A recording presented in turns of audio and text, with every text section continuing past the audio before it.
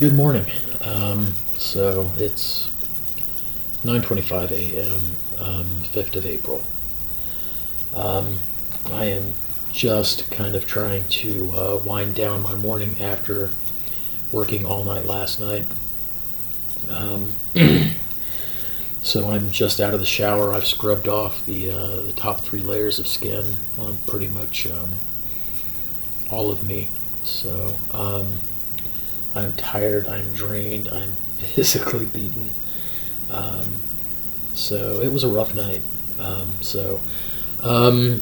As I said in the earlier video, I got deployed last night on relatively short notice. Didn't really even know what hospital I was going to until literally 5 minutes before we got on the bus. It is a large existing hospital in the New York area.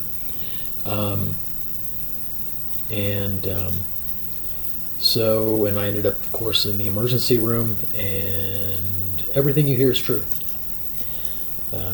Probably there's mostly good information out there. The fact that New York is the epicenter, the fact that this is in full bloom, the similarities to everything you hear about Italy and the horrific suffering and the numbers, it's pretty profound. So the folks who have been here working, the medical staff, the EMS, the fire, the nurses, the doctors, the mid-level providers, and all the support staff, all the people who are cleaning these hospitals, people who are feeding these folks, the folks who are trying to get them the equipment that they need. Round of applause for those folks. They're doing a great job. They deserve a lot of respect. So hats off to those folks. So last night was hard for me, and it's my first night there, and I could walk away from it. I could stop away for a few minutes if I was tired, if I didn't feel good. And these folks have been butt deep in it for a while, and it's just getting worse for probably the next 10 days to 2 weeks. So that's pretty profound stuff. I'm honored to be here with these folks. It's going to be really hard work. I've been doing emergency medicine for almost 20 years now. I've seen a lot of stuff. I've done a lot of stuff, and this is as challenging a situation as I've ever seen. It's more challenging. There are more hurdles and obstacles put in your way to be able to provide quality care than anything I've ever dealt with. The fact that there are so many numbers, even the people who are in pretty good shape are tenuous, and they can get much sicker very quickly.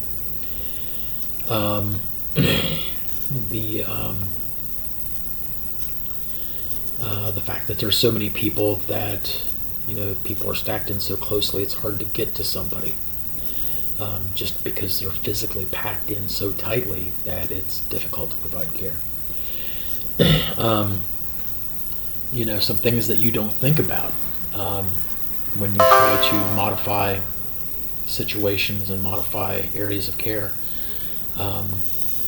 Your traditional room that's set up well, you'll have a bed, and on one side you'll have some protective equipment, you have some gloves, you'll have a sharps container, and you'll have the same thing on the other side of the bed, because they don't want you to walk around the bed with a sharp.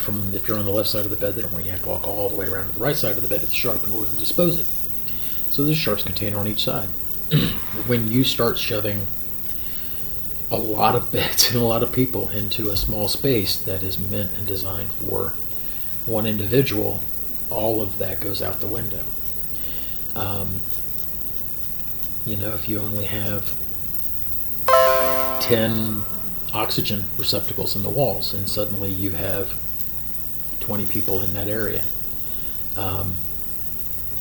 you've got to come up with oxygen for the other 10 people. If that is your area, and you have 10 oxygen outlets, you probably have at most 10 devices to monitor vital signs and provide ongoing monitoring of those patients. And if there's 20 people there, guess what? You cannot continuously monitor half of your patients. That's difficult. And that's not difficult enough. These people are really sick. And then you add the extra level of difficulty by you are wearing personal protective equipment, which is, in some cases bulky, saggy, kind of limits your movement a little bit. It makes you hot. So you're running around and then you're getting hotter and sweatier. You've got all this stuff up in your face. It sucks. It really does. So I was pretty much in full PPE, pretty much for the whole night.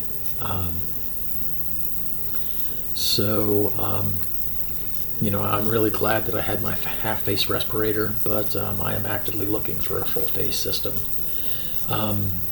For some reasons that you wouldn't anticipate until you wear a respirator. Busting your ass, working hard all night, wearing a respirator.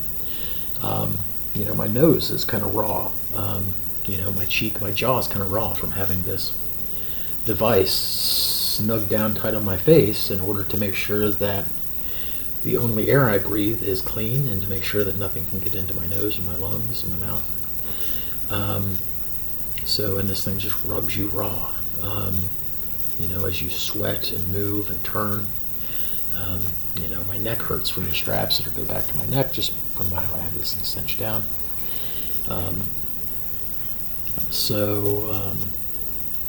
It's an interesting thing. And then one of the things that I ended up doing a good bit last night, I've been blessed to have pretty good IV skills, and I ended up going around trying to, start some impossible IVs for a good part of the shift, and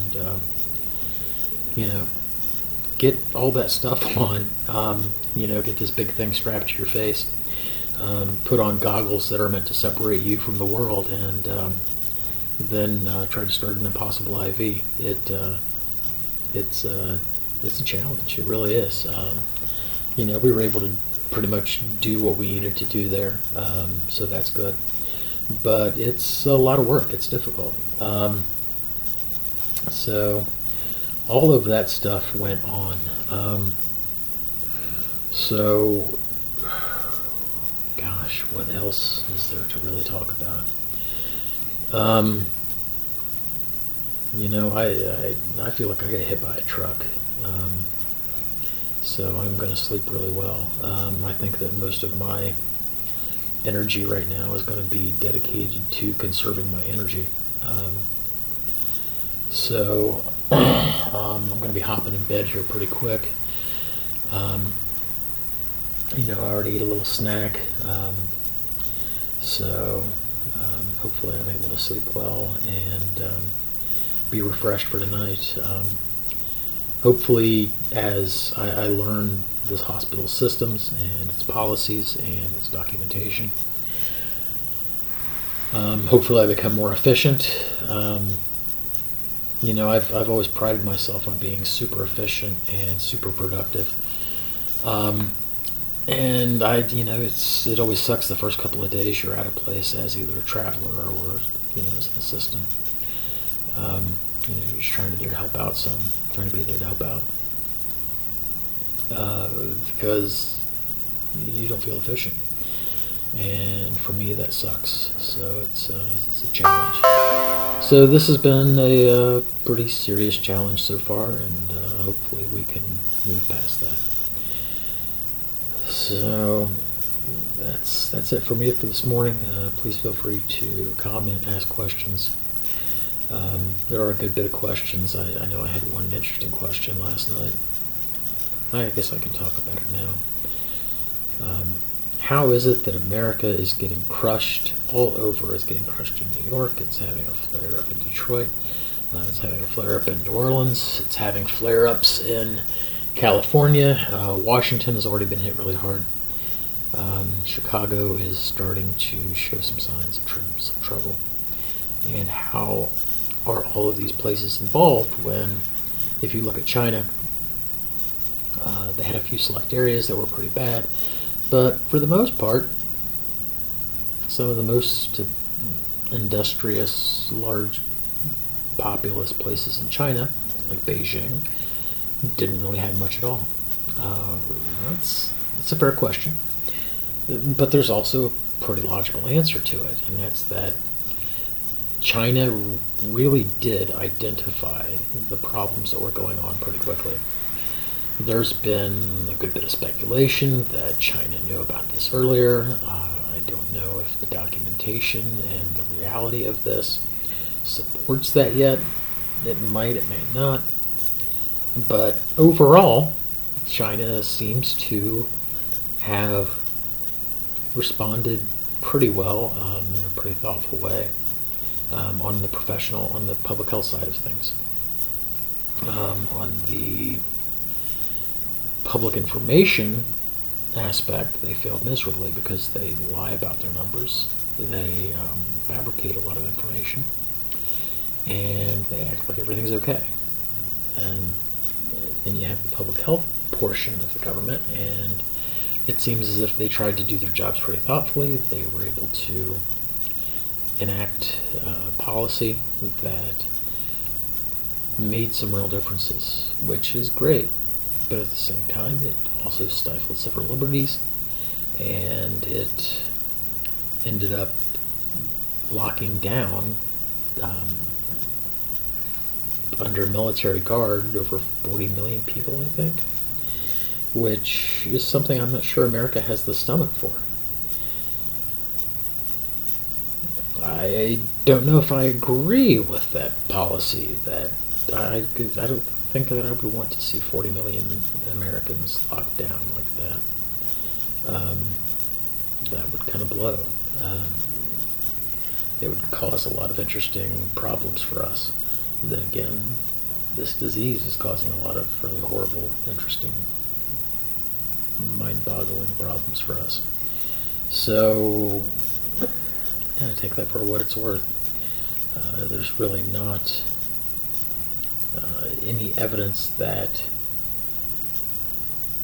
China is up to anything surreptitious there.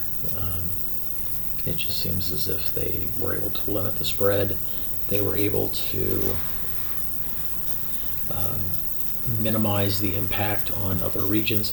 I think it's pretty sure that there are other regions that are having some problems. I'm sure Beijing sees a number of cases, and it might even be much worse than we're seeing and are thinking. But it is what it is. So that's possibly the answer to that question.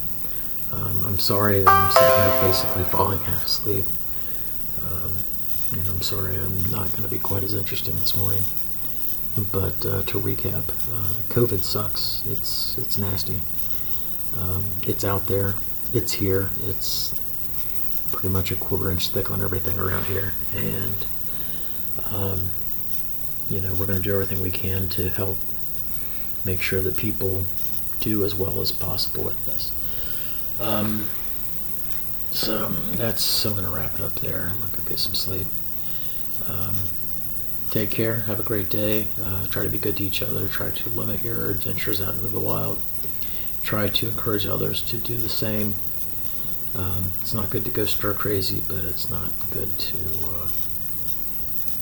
spread this disease and add to the suffering that's in the world right now, because there's a lot of suffering out there. It's bad. So, okay. Take care. Have a good day, and go to sleep. Good night.